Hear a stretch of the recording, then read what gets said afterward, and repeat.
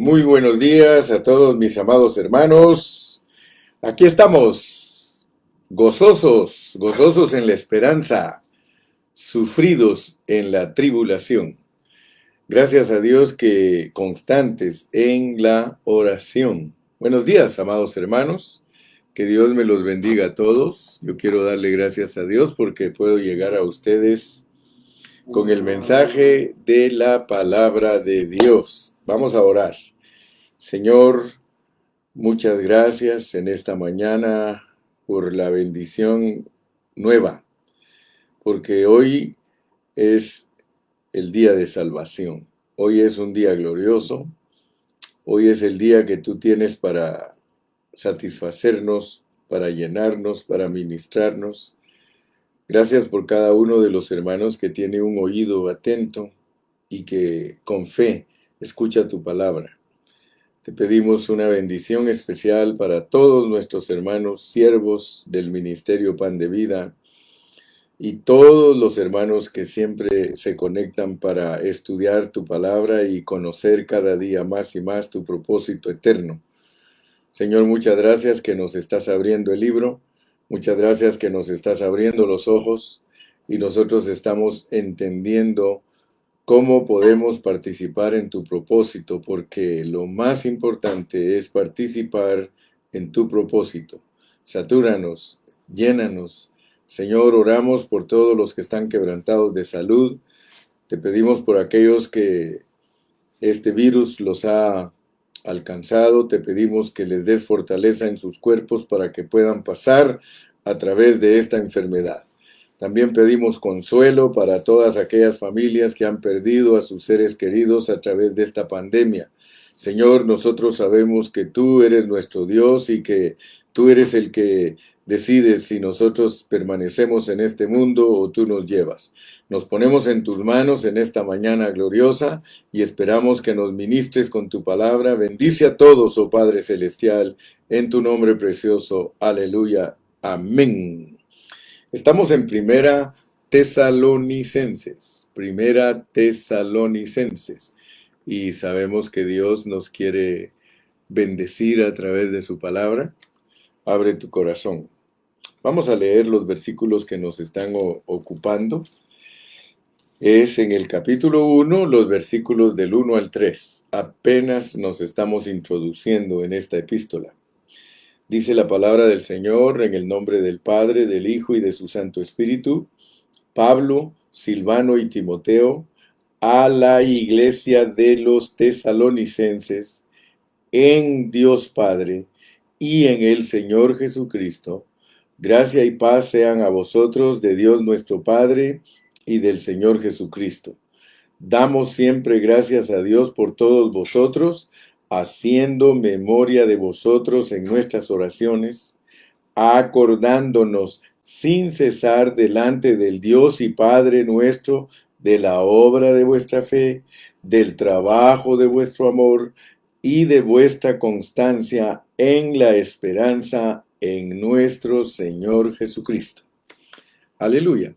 Ayer comenzamos a introducirnos a Primera Tesalonicenses y mencionamos algunas cosas bonitas que especialmente Primera Tesalonicenses nos muestra que los cristianos de Tesalónica, que eran nuevos, que eran bebés en Cristo, porque el apóstol apenas tenía 3 semanas de estarles enseñando cuando se formó la iglesia.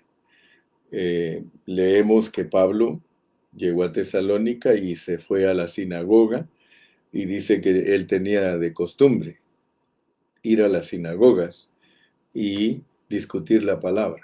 O sea que esa era su costumbre. Él así fue usado por Dios para establecer las iglesias. Entonces dijimos que los tesalonicenses estaban esperando al Señor con fe, obra y perseverancia. Con fe, trabajo y perseverancia. Así que cuando tenemos contacto con Dios, nosotros nos damos cuenta que estos hermanos, dice, estaban en las sinagogas, pero de allí los fue a rescatar el apóstol Pablo. Veamos cómo se iniciaron las iglesias, ¿verdad? Porque dice aquí, damos siempre gracias a Dios por todos vosotros. Damos el versículo 2, damos siempre gracias a Dios por todos vosotros. Una de las cosas que nosotros debemos aprender es dar gracias siempre a Dios por todos los hermanos. En el caso de los de Tesalónica, todos ellos eran nuevos, todos eran recién convertidos. Algunos de ellos eran judaizantes y otros eran griegos, pero ellos estaban recién convertidos. Eh, Cuando estudiamos primera y segunda de Timoteo, nosotros vimos que allí ya se habla de cómo en Éfeso habían problemas y el apóstol se preocupó mucho de que se arreglaran esos problemas de estar enseñando diferentes doctrinas, diferentes enseñanzas, en vez de enseñar la economía de Dios. Y entonces el apóstol siempre oraba, siempre, siempre él en su corazón, ustedes lo van a encontrar en Efesios, él dice que él ora para que los hermanos de Éfeso, ellos tengan un espíritu de sabiduría y de revelación y que Dios les abra su entendimiento. Por eso siempre oro yo. Si ustedes se dan cuenta, siempre al empezar nuestra lección yo oro para que Dios nos ayude a ejercitar nuestro espíritu y que Dios abra nuestros ojos. Cuando tenemos contacto con Dios, nosotros sentimos su unción. O sea que inmediatamente cuando uno le dice Padre Celestial, porque vean cuán importante es que desde que uno es un bebecito en Cristo, uno tiene que aprender a reconocer a Dios como Padre y a Jesucristo como Señor. Esto es muy importante, mis amados hermanos. Escúchenme bien, por favor. Nosotros, desde que aceptamos a Cristo, nosotros estamos esperando al Señor. Y ayer les dije que cada cristiano, desde que acepta a Cristo, le nace en su corazón un deseo de esperar al Señor. O sea que inmediatamente tenemos ese sentir todos cuando nos convertimos de que Cristo va a regresar. Y ayer les dije que nosotros al esperar a Cristo tenemos muchas cosas que están sucediendo en nosotros cuando lo estamos esperando. Nosotros buscamos la santidad, nosotros buscamos cómo ser limpios delante de Dios. Nosotros, si nos morimos antes de que Cristo regrese, siempre tenemos la esperanza de que Cristo va a regresar y que nos va a resucitar. De hecho, en todos los funerales se habla de que el Señor va a resucitarnos. Así que es muy importante entender esto, que cuando uno acepta a Cristo, uno empieza a esperar a Cristo, uno empieza a decir que Cristo regresa. Gloria a Dios. Entonces, cuando nosotros oramos a Dios, tenemos que decirle Padre nuestro. No solo le digas Dios eterno o Dios fue, dile Padre nuestro. Por eso Jesús mismo dijo, vosotros oraréis así, Padre nuestro.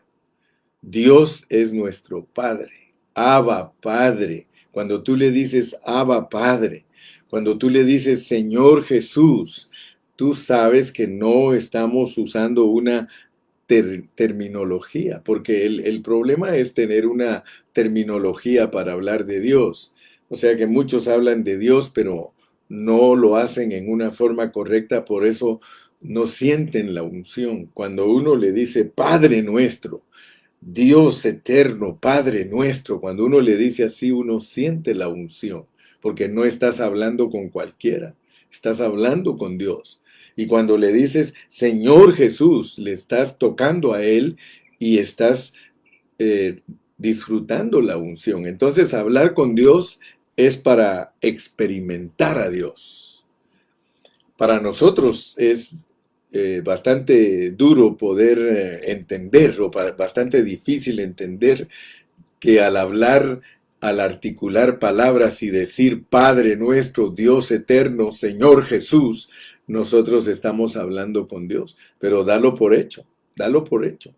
Leí el artículo que envió este día el hermano Fernando Martínez y él envió un bonito pensamiento, algo que nos debe de hacer recapacitar, reflexionar, pensar, porque es la realidad. Muchos creen que vestirse de Cristo es como ponerse un traje para ir a la reunión y ahí en la reunión cantar y hablar lenguas y gritar y danzar y que luego ya al salir de la reunión nos quitamos el traje y seguimos siendo carnales, controversiales, pendencieros, peleoneros y entonces creemos que esa es la manera de ser cristianos, pero esa no es la manera correcta es que Dios está en nosotros, Dios está en nuestro espíritu y Él no nos deja ni nos abandona ni podemos separarnos de Él.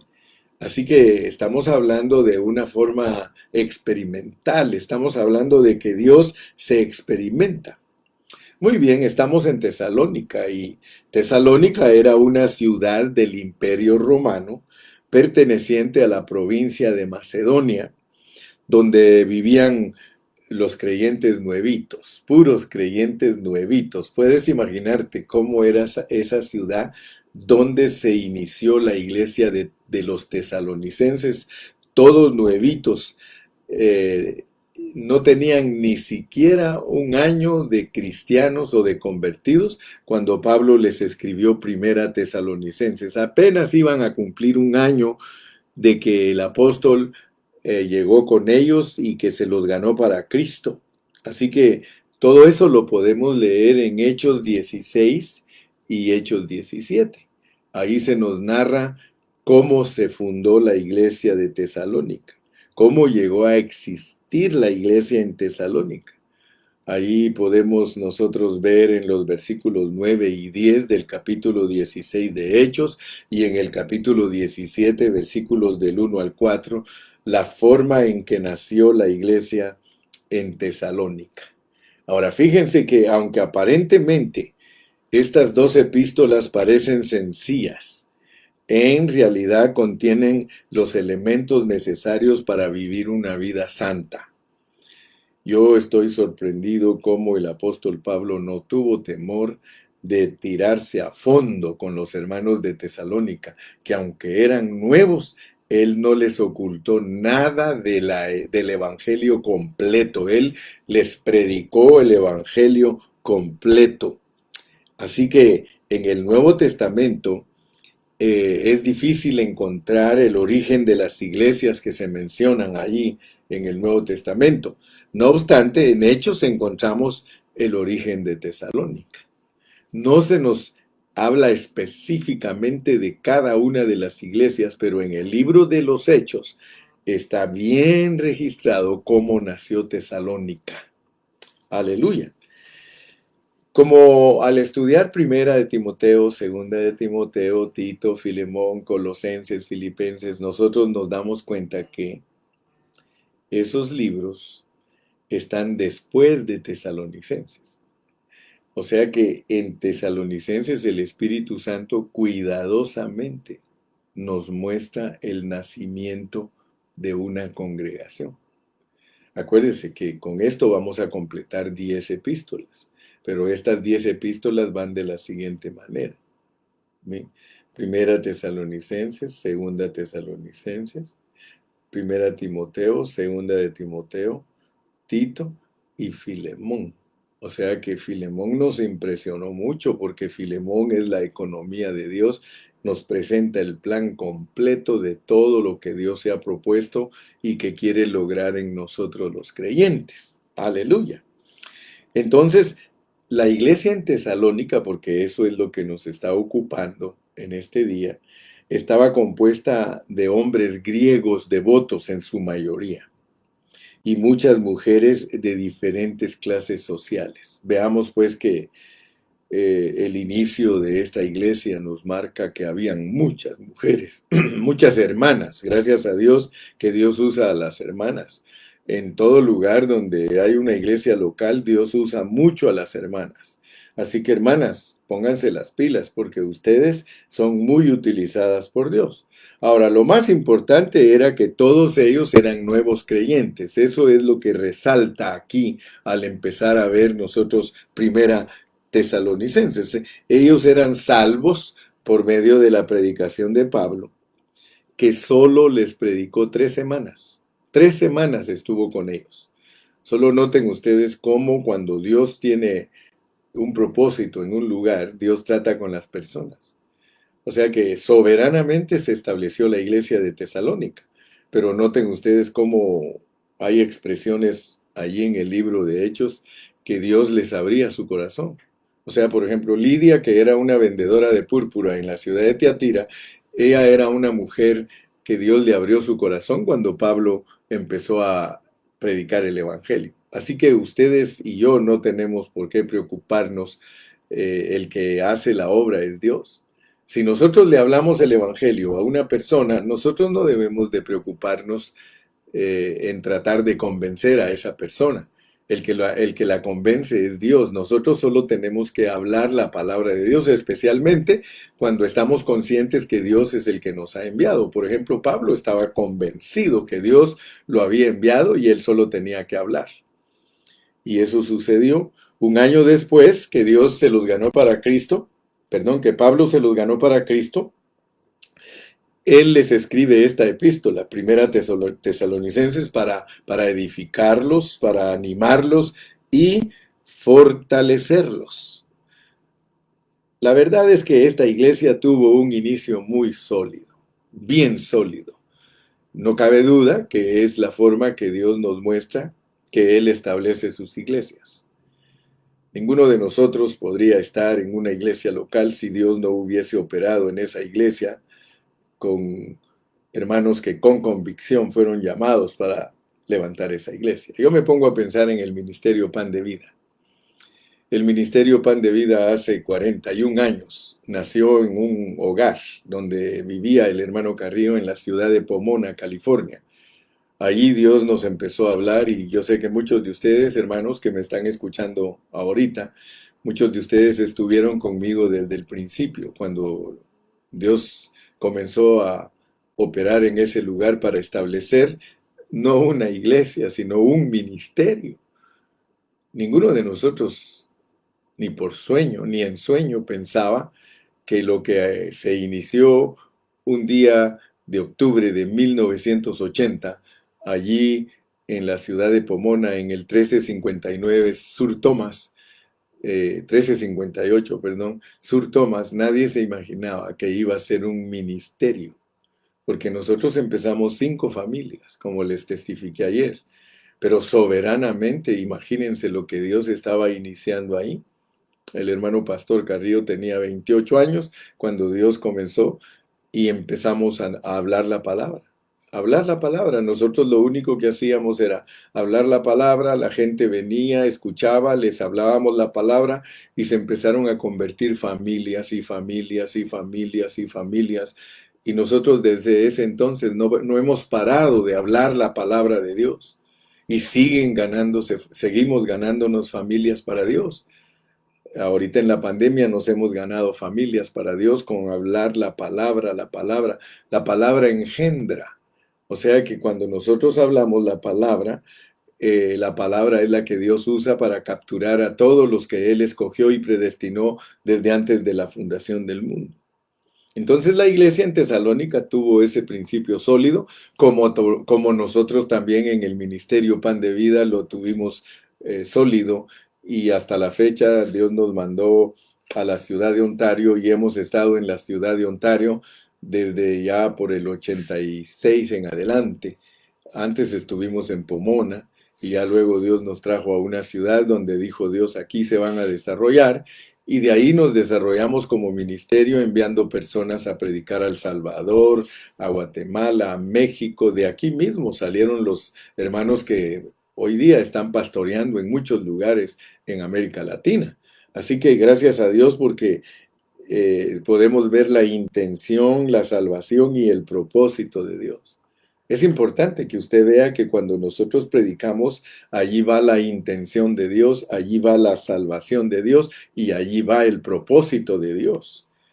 3 semanas nada más y ellos fueron persuadidos con la predicación de Pablo. Así que yo quiero decirles que en 3 semanas uno puede declarar toda la palabra a las familias y esas familias como resultado van a servir para levantar iglesias en algunas localidades. Así que leamos de nuevo los versículos del 1 al 3. Dice, Pablo, Silvano y Timoteo a la iglesia de los tesalonicenses en Dios Padre y en el Señor Jesucristo, gracia y paz sean a vosotros de Dios nuestro Padre y del Señor Jesucristo. Damos siempre gracias a Dios por todos vosotros, haciendo memoria de vosotros en nuestras oraciones, acordándonos sin cesar delante del Dios y Padre nuestro de la obra de vuestra fe, del trabajo de vuestro amor y de vuestra perseverancia en la esperanza de nuestro Señor Jesucristo. Muy bien, entremos pues al primer punto para hablar de nuestra lección de esta mañana. Primero, tenemos que ver que estas dos epístolas pueden considerarse como los primeros escritos del apóstol Pablo. Sabemos que Tesalónica era una ciudad de la provincia de Macedonia, como lo relata Hechos 16, y cómo Pablo recibió el llamado macedónico, así se le llama. Los estudiosos de la Biblia le llaman el llamado macedónico. ¿Por qué? Porque leemos allí en Hechos 16 que un varón macedonio le estaba pidiendo a Dios que enviara a Pablo para que los ayudara. Y eso sucedió mediante una visión. Luego vemos que como Pablo hizo viajes misioneros, así están registrados en el libro de los Hechos, él hizo viajes misioneros y en esta oportunidad que se cree, algunos creen que es el segundo de sus viajes, él cruzó el mar Egeo, pasando desde Asia Menor hacia Europa Oriental. O sea, el mar Egeo, si ustedes miran el mapa, el mar Egeo está así, y Pablo viajaba en todo alrededor de ese mar Egeo. Amén, que más adelante podemos ver que es el mar Mediterráneo, ¿verdad? Entonces él llenó de evangelio todas las ciudades que están en las costas del mar Mediterráneo. Pero él atravesaba, ese era su mar donde él atravesaba, tenía que andar en barco, tenía que andar en, en pequeñas embarcaciones, pero se movían ahí. Entonces, vemos que en una visión Dios le mostró y él cruzó el mar Egeo desde Asia Menor hasta Europa Oriental llegó primero a Filipos, donde posteriormente también iba a levantar una iglesia, o levantó la iglesia de los filipenses, y fue a ellos a los que les envió la carta a los filipenses, pero ese libro fue escrito mucho después de Primera y de Segunda Tesalonicenses. Primera y Segunda de Tesalonicenses fueron escritos para los primeros creyentes. Quiero que veas eso, por favor, porque eso es significativo en la Biblia. Cada vez que tú leas Primera y Segunda Tesalonicenses, esas son las primeras epístolas de Pablo, a excepción de Gálatas, que creen que fue escrito un poquito antes que estas. Pero de todas las epístolas, estas dos son las primeras. Y ellas fueron escritas para los primeros creyentes. Fueron escritas en el inicio de su ministerio, en su segundo viaje ministerial.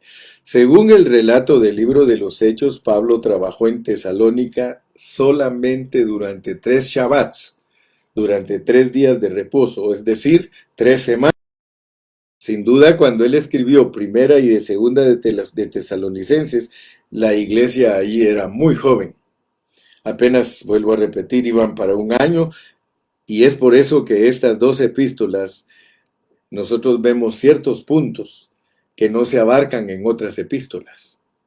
Así que si prestamos atención a estas dos epístolas, nosotros vamos a ser muy ayudados porque vamos a entender cómo se inicia una iglesia con gente recién convertida y cómo las palabras de Pablo iban dirigidas a creyentes que no estaban experimentados. Vean eso. Estas epístolas no son dirigidas a hermanos experimentados o a hermanos mayores, adultos espirituales. No, no, no. Eran jovencitos espirituales y la mayoría de ellos eran gentiles típicos, puros griegos. Ahora, esto es útil para nosotros, porque nosotros debemos de aprender a tratar a los cristianos nuevos. Fíjese que muchos hermanos no consideran esto, de cómo Dios llamó a Pablo y cómo trató a los cristianos nuevos. Mira, voy a leer otra vez para que veas cómo se trata a los cristianos nuevos. Porque si no aprendemos, si no lo hacemos para nosotros, una experiencia, esto que estamos estudiando, entonces nosotros solo nos vamos a llenar de conocimiento. Pero no es el propósito de Dios llenarnos de conocimiento, sino aprender a tratar a los nuevos creyentes. Pablo, Silvano y Timoteo a la iglesia de los tesalonicenses en Dios Padre. Es muy importante que tú sepas que cuando alguien se acaba de convertir, esa persona conoció a Dios como su Padre. Y por eso el apóstol Juan, cuando escribe en Primera de Juan, dice, os escribo a vosotros, hijitos, porque conocéis al Padre. Pero no pasemos desapercibido lo que está envuelto en esa expresión, porque que alguien tenga a Dios como Padre, eso significa que esa persona fue engendrada. Esa persona tuvo una unión orgánica con Dios. Esa persona ya no es simplemente humana. Permíteme, por favor, mi hermanito, ponga atención porque puede ser que tú seas descuidado aún en el trato de las personas recién convertidas, porque ese es nuestro objetivo. Al introducirnos aquí, el objetivo es ver cómo se debe tratar con los cristianos nuevos. Ellos tienen un padre. Gracias a Dios que tú ya pasaste por eso. Tú ya no eres un cristiano nuevo. Tú a estas alturas debes de saber que Dios es tu Padre desde que aceptaste a Cristo. Pero eso implica algo.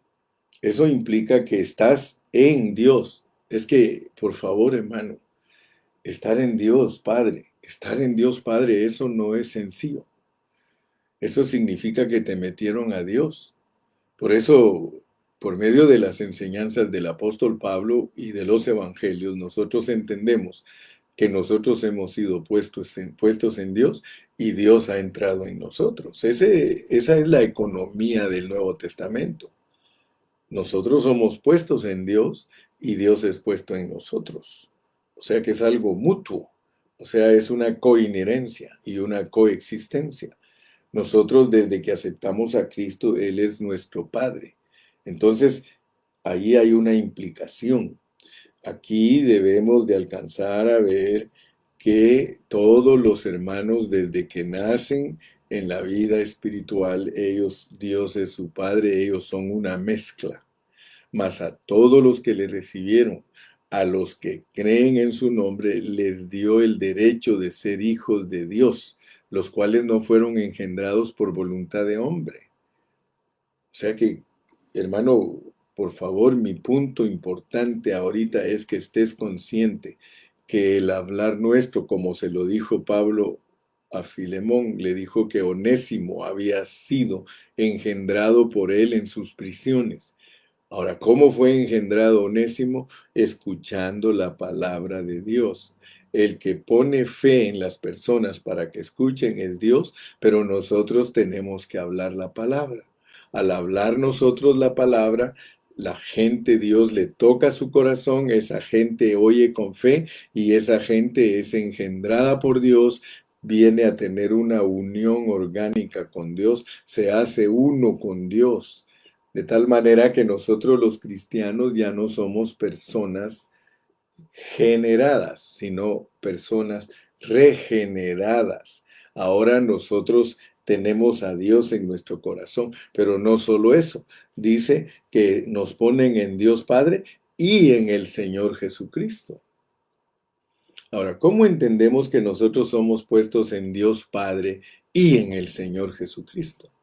Pues es muy sencillo, porque la revelación de la economía de Dios es que Dios Padre es Espíritu, Dios Hijo es la encarnación y Dios Espíritu es el Hijo en resurrección. Entonces, gracias a Dios, porque nosotros alcanzamos a ver esto. Entonces debemos de ser impresionados cómo Dios llamó a Pablo. Aún dice que cuando iba camino para Tesalónica, le prohibió predicar en ciertas ciudades. Y hasta que llegó a Tesalónica, el Señor lo puso a predicar. Entonces, please, por favor, mis amados hermanos, por favor, yo quiero que ustedes se den cuenta que la revelación de Primera Tesalonicenses debe de despertar en nosotros un cuidado tierno hacia las personas que se convierten a Cristo. Por favor, ese es mi primer punto, que aquí se revela el cuidado tierno que debe de haber para los cristianos bebecitos, porque de acuerdo a eso son nuestros, son nuestros. Pablo, Silvano y Timoteo a la iglesia de los tesalonicenses. En este caso, porque esta epístola permanece vigente, imagínate que fue escrita allá por los años quizás 51, más o menos, pero está vigente para todos los 2000 años de predicación del Evangelio. Cuidado tierno para los bebés en Cristo. ¿Por qué? Porque nosotros somos los tesalonicenses. Cuando tú estudias Corintios, tú eres el corintio. Cuando estudias Tesalonicenses, tú eres tesalonicenses. Cuando estudias Timoteo, tú eres Timoteo. Cuando estudias Tito, tú eres Tito. Cuando estudias Filemón, tú eres Filemón. Cuando estudias Génesis, tú eres el Génesis. Cuando estudias Éxodo, tú eres el Éxodo. Cuando estudias Levítico, tú eres el sacerdote. Cuando estudias Números, tú eres el soldado. Entonces, hermano, si esto no se experimenta personalmente, imposible que captemos lo que Dios nos quiere transmitir. Pablo, Silvano y Timoteo a la iglesia de los tesalonicenses. La iglesia de los tesalonicenses es tuya. La iglesia de los tesalonicenses es tuya. Si todos en Ontario somos tesalonicenses, esa iglesia es de nosotros. Y cada vez que Dios agrega un tesalonicenses, un tesalonicenses, es para que tú lo cuides. Si la iglesia estuviera consciente de eso, hermano, el pastor no tendría que estar preocupado. Imagínate qué bonito que en Ontario todos los hermanos capten esto. Y se lo digo a Juan para que lo entienda Pedro. Porque este principio debe ser aplicado en Campeche, debe ser aplicado en Ecuador, debe ser aplicado en Guatemala, debe ser aplicado en El Salvador, en Honduras, en Nicaragua, en Costa Rica, en Panamá, en Colombia, en Chile, en Bolivia, en Paraguay, en Uruguay, en Brasil. El mensaje para todos los hermanos es el mismo. O sea que todos somos tesalonicenses y si a la iglesia local tuya llega una persona nueva y recibe a Cristo como su Salvador, es tuyo, del Señor te lo pone de tu propiedad local, es un tesalonicenses. Entonces, si aquí en Ontario nosotros estuviéramos conscientes totalmente de eso, todos los que estamos ahí debemos de cuidar a los nuevos. Cualquier hermano que acepta a Cristo con nosotros es nuestra responsabilidad, es el bebé de la familia. Mira, hermano, en una familia, ustedes no me dejan mentir, supongamos que son 5 hermanos, 6 hermanos de una familia. Todos ellos tienen sus hijos y ellos son hermanos y son familia, tienen el mismo apellido. ¿Quién es el que llama la atención de esa familia? ¿Quién es el que se lleva toda la atención de esa familia? Supongamos, son bien unidos porque se necesita ser unidos. Es el niño más pequeño, sea de cualquiera de todos los hermanos. Ese niño pequeñito, mientras él está siendo el más pequeño, toda la familia concentra su atención a él, al grado de que ellos saben que si nace otro y es más chiquito que ellos, les quita la corona. Así son todas las familias. Siempre el miembrecito más pequeño de la familia Es el que para Él todos los regalos, para Él toda la atención, para Él todas las caricias, para Él todas las sonrisas. Punto importante, mi primer punto, si lo captas en esta mañana, estamos avanzando. Cualquier persona que llegue a nuestra localidad y acepte a Cristo a través de nosotros, ese es nuestro bebé y hay que cuidarlo. Espiritualmente hablando, para Él son todos los regalos, espiritualmente hablando, para Él es toda la atención, espiritualmente hablando, para Él es todo el cariño. Yo espero, mi hermano, que Dios te abra el entendimiento. Pablo, Silvano y Timoteo a la iglesia de los tesalonicenses, porque esa persona que aceptó a Cristo está ahora en Dios Padre y está en el Señor Jesucristo. Y nosotros tenemos que entender eso, aunque ya tengamos muchos años de ser cristianos, nosotros estamos en Dios Padre, Él es nuestro Padre, a Él le tienes que decir Dios Padre, y estás también en el Señor Jesucristo, tú tienes a un Dios Padre y a un Señor, tienes a un Dios Padre y a un Señor a los cuales tienes que honrar, es el mismo, pero funciona doblemente, es como que yo te dijera que amaras a tu, a tu abuelito. El abuelito es el papá de tus papás. Así que cuando tú amas a tu abuelito, tú estás amando a tus papás. Y si amas a tus papás, amas a tu abuelito. Gloria a Dios. Entonces vemos que estos hermanos en Tesalónica, ellos no estaban siendo estorbados por cosas que encontramos en otras epístolas. Y es muy importante que lo veas.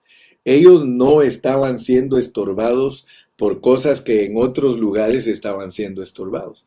Aquí no dice que aquí no dice que los gnosticistas los estaban molestando. Aquí no dice que los filósofos los estaban molestando. Aquí no dice que los rudimentos del mundo se estaban compenetrando en ellos. No, no, no. Aquí lo único que nos muestran es que ellos sufrían persecución por hablar la palabra de Dios. Sufrían persecución. ¿Y cómo es posible, verdad, que cristianos nuevos empiecen a sufrir persecución? Eso sucede cuando se les predica bien la palabra. Porque un creyente que abraza la palabra en su pureza, desde que es chiquito empieza a sufrir. Entonces, ellos lo que estaban aquí era disfrutando. En lo que estaban un poquito norteados era en la venida de Cristo. Pero eso era un asunto doctrinal. Eso era un asunto que entre ellos no se ponían de acuerdo, porque algunos reclamaban que Dios les había revelado directamente cuando regresaba a Cristo, otros decían que ellos habían hablado con Pablo y que Pablo ya les había instruido perfectamente. Bueno, cada quien tenía su argumento. Pero lo importante entonces en mi primer punto es que ustedes vean que las iglesias son la iglesia era de los tesalonicenses, el cuidado tierno con que debemos cuidar a los hermanos nuevos. Segundo punto, Pablo inicia la epístola con algo que no es profundo ni es complicado. Simplemente comienza diciendo Pablo, Silvano y Timoteo a la iglesia de los tesalonicenses que están a pesar de que son frases muy sencillas, siguen dándonos las características de los escritos de Pablo, porque Pablo tiene una característica especial para sus escritos. Y la característica principal de los escritos de Pablo es hacer entender a los hermanos que ellos tienen una unión orgánica con Dios. Porque el que se une al Señor, un espíritu es con él. O sea, la carga que tenía Pablo. Segundo punto, la carga que tenía Pablo no era solamente de cuidar a los cristianos bebecitos, sino que también entendieran que hay una unión orgánica. Y por eso él pone dice, iglesia de los tesalonicenses en Dios Padre y en el Señor Jesucristo. Pablo quiere que entendamos que nosotros hemos sido puestos en Dios y en el Señor Jesucristo. Y esta preposición, porque se llaman preposiciones, las que unen una cosa con otra, es muy importante porque indica que la iglesia, seres humanos, en Dios, hemos sido puestos en Dios, seres humanos puestos en Dios. Eso es importante que lo entienda usted en este punto que estoy desarrollando. Que cuando nosotros fuimos regenerados, que cuando nosotros nacimos de nuevo, nos pusieron en Dios, nos introdujeron a Dios, nos hicieron tener una unión orgánica con Dios. Ser regenerados es obtener la vida de Dios. Dios no solo es nuestro creador, sino que cuando fuimos regenerados llega a ser nuestro Padre. Por favor, ponga atención en eso. El segundo punto que quiero dejarte bien marcado en esta mañana es que tú tienes un Padre. El hecho de que Dios haya entrado en ti es para quitarte la orfandad. Ya no eres huérfano. Ahora tienes a un Padre que está dentro de ti y que le tienes que hablar. Háblale, dile, Abba Padre, papayito, dile, háblale, no tengas miedo. Tú tienes dentro de ti al Padre Celestial. Así que el saludo de Pablo a la iglesia no solo está en Dios Padre, sino también en el Señor Jesucristo. Y esto es muy significativo, porque tú tienes que aprender a hablarle a Dios como tu Padre y respetarlo como tu Señor Jesucristo. Cualquiera que solo le dice, oh, en el nombre de Jesús, el que no tiene respeto para Dios, no le dice Padre, y el que no tiene respeto para el Hijo, no le dice Señor. Aprende a decirle Padre Celestial, aprende a decirle mi Dios, mi Padre. Aprende a decirle mi Salvador Jesucristo. Cuando platiques con Él, no se te olvide de aquí en adelante, Padre nuestro que estás en el cielo. Padre nuestro, estás hablando con Dios. Padre nuestro que estás en el cielo, santificado sea tu nombre. Estás hablando con tu Padre. No te olvides, pues, porque muchos solo lo tienen como Dios, que está allá en el tercer cielo, allá sentado en el trono. No, no, Él está en tu corazón y Él está en tu sangre. Él corre por todas tus venas. Él es tu Padre. Háblale, pero como tal, Dios Padre. Pablo, Silvano y Timoteo a la iglesia de los tesalonicenses que está en Dios Padre. Tú estás en el Dios Padre, hermano. Y estás en el Señor. ¿Por qué? Porque como Dios, Él te regeneró y como Señor, a Él lo respetas. Él es tu dueño. Él te compró. Aleluya. Entonces, mi amado hermano, solo siendo uno con Dios, nosotros podemos decir eso. Porque dice la palabra de Dios en 1 Corintios 12:3 que nadie le puede decir a Jesús, Señor, si no es por el Espíritu.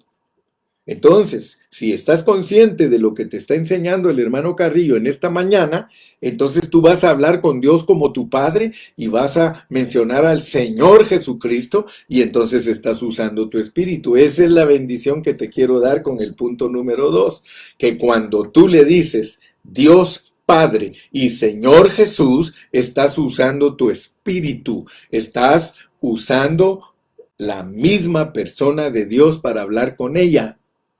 Entonces no lo estás haciendo en tu mente ni en tu carne. Acuérdate que en el espíritu está la comunión, está la conciencia y está la intuición. Pues tú quieres tener una comunión correcta con Dios, debes de aprender a dirigirte a Él. Muchos no saben dirigirse a Él. Desde bebecito, un hermano tiene que entender que al creer en Cristo, Dios es su Padre. Ya no es solamente su creador, es su Padre. Y desde que acepta al Señor, Él es su Señor, Él es su Salvador, Él es su dueño. Entonces ya sabes que desde que alguien acepta a Cristo debe de saber estas cosas. Ese es el objetivo de Pablo a los tesalonicenses. Gloria a Dios.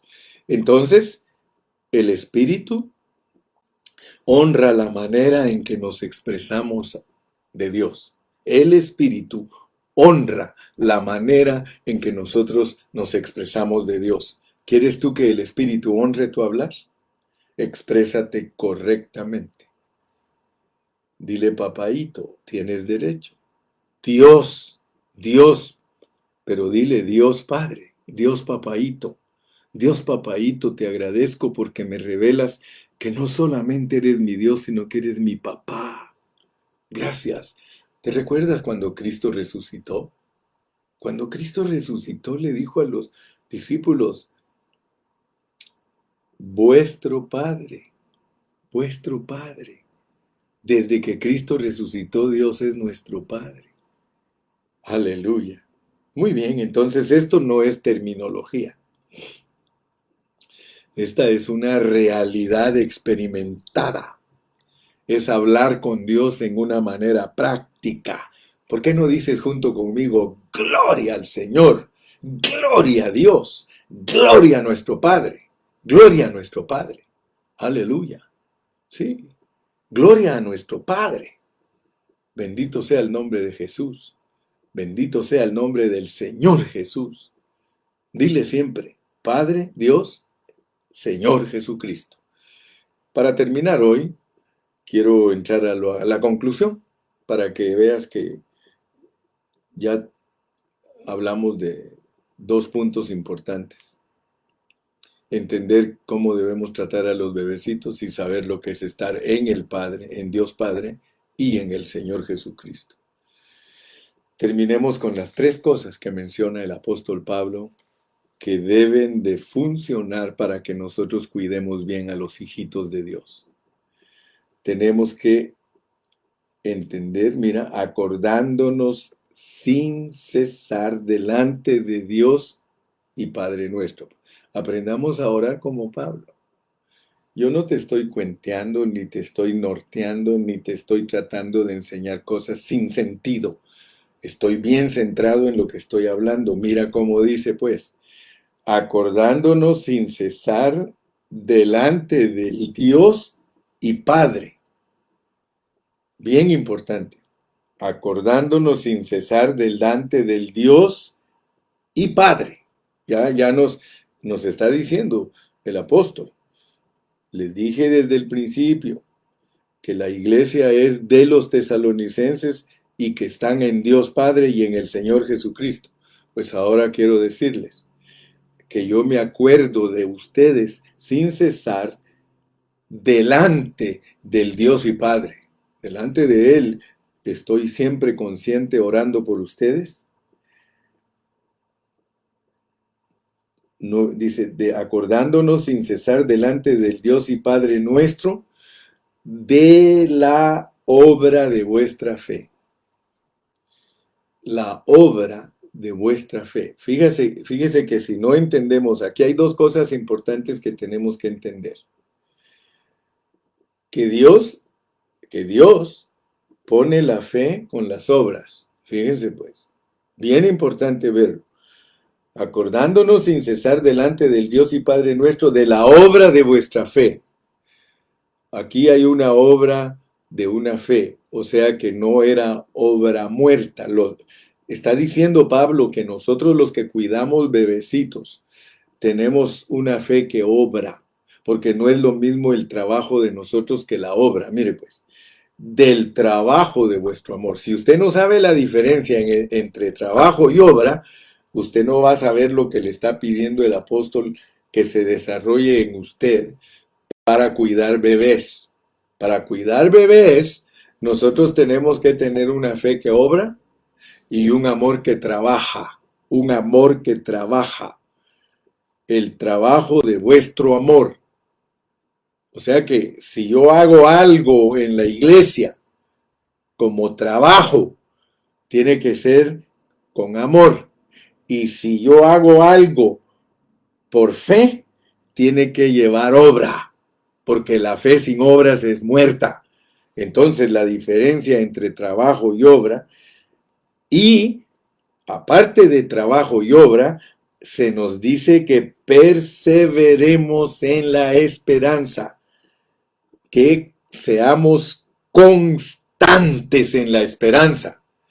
Así que aquí tenemos tres cosas, hermano, para terminar nuestra primera, o más bien dicho, nuestra introducción, porque ya llevo con esto dos mensajes de Primera Tesalonicenses.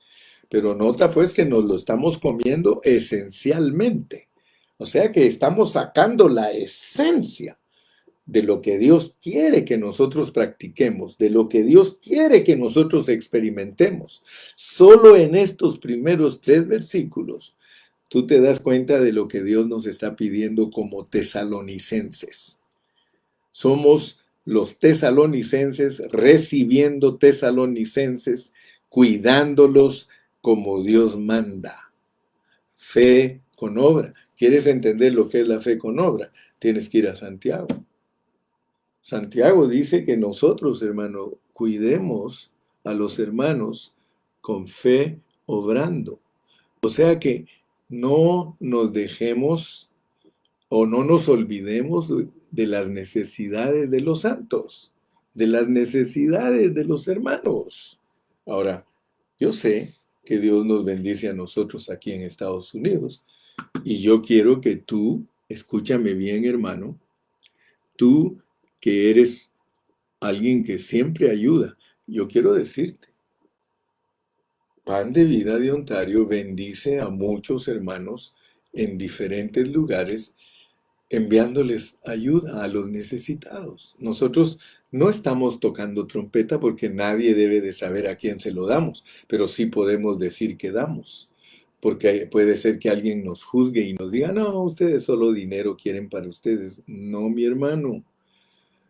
Todo lo que tú colaboras en el ministerio Pan de Vida se canaliza. Y los hermanos que me conocen a mí saben que no estoy mintiendo.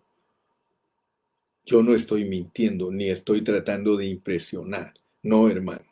Todo lo que los hermanos dan y aportan para el ministerio, la mínima parte le dan al hermano Carrillo. La mínima parte.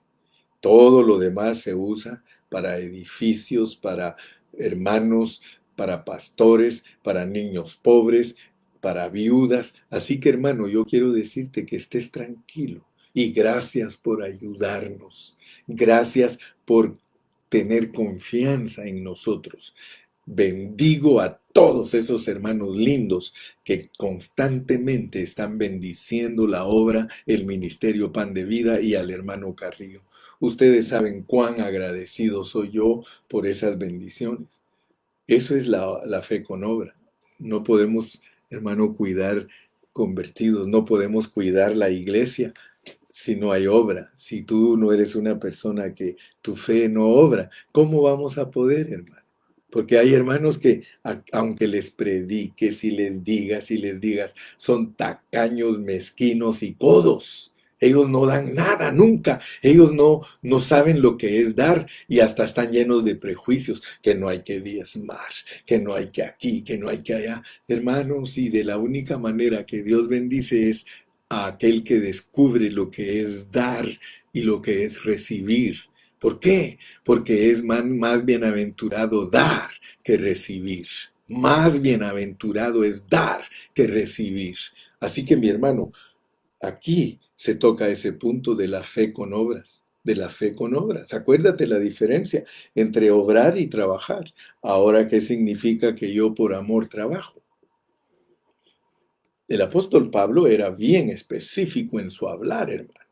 Y él habla de que él trabajó más que todos.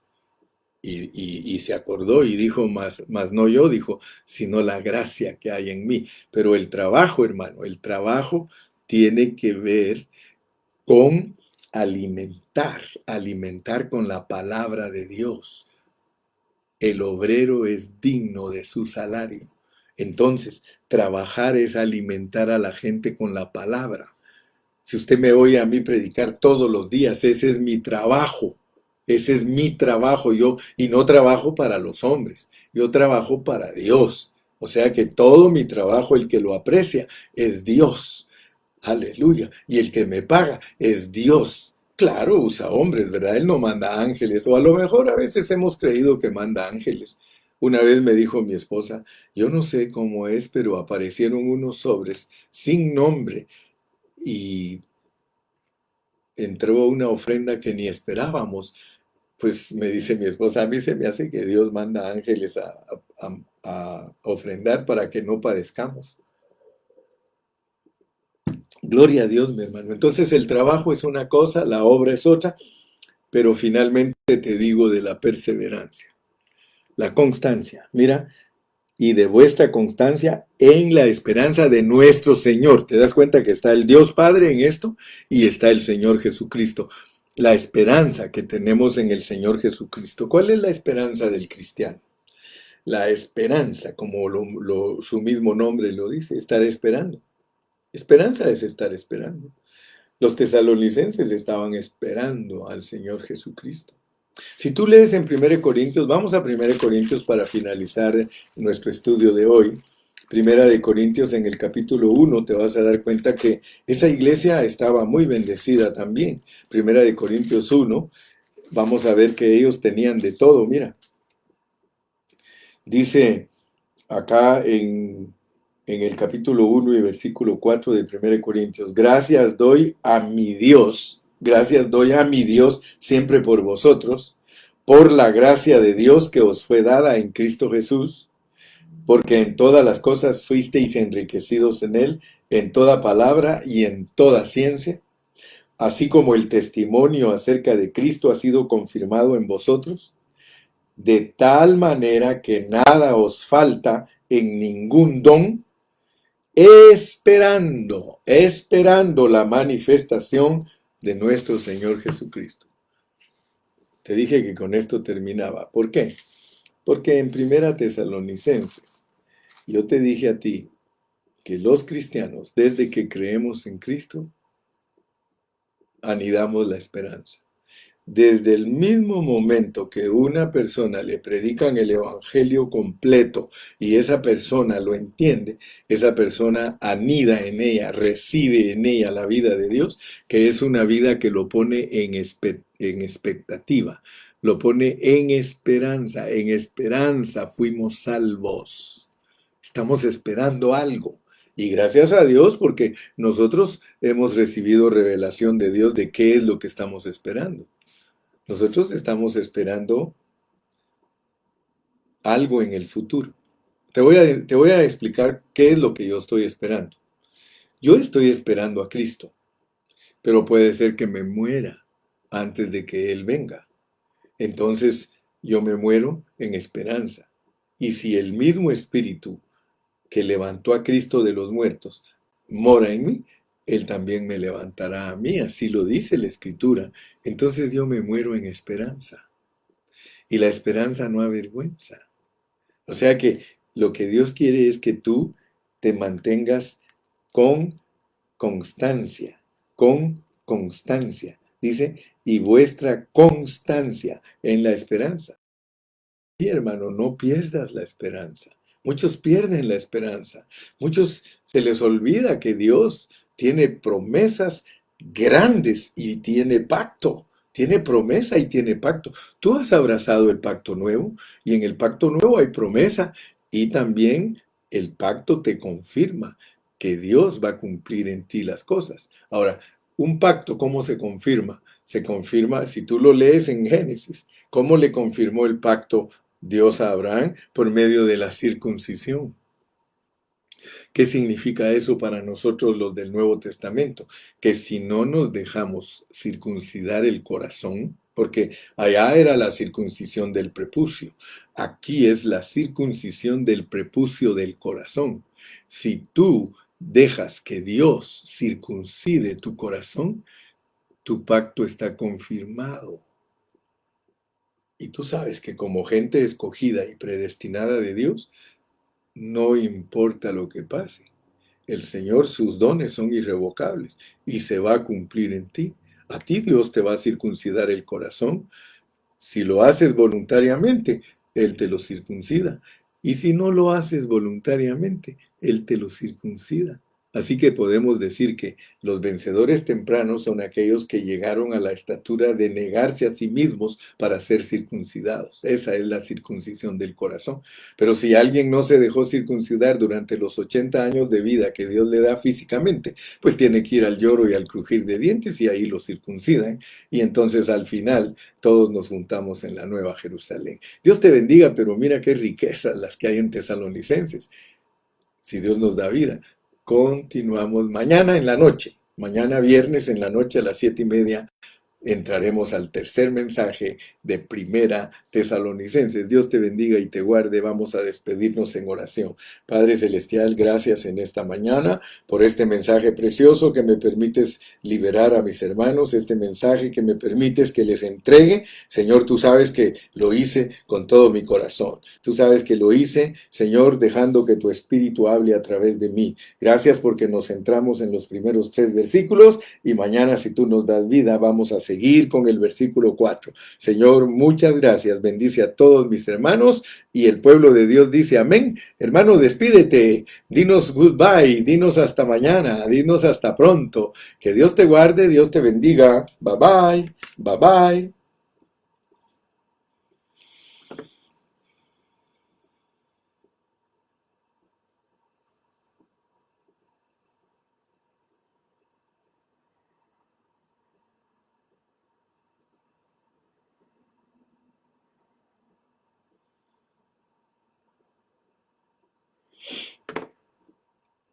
Hasta pronto.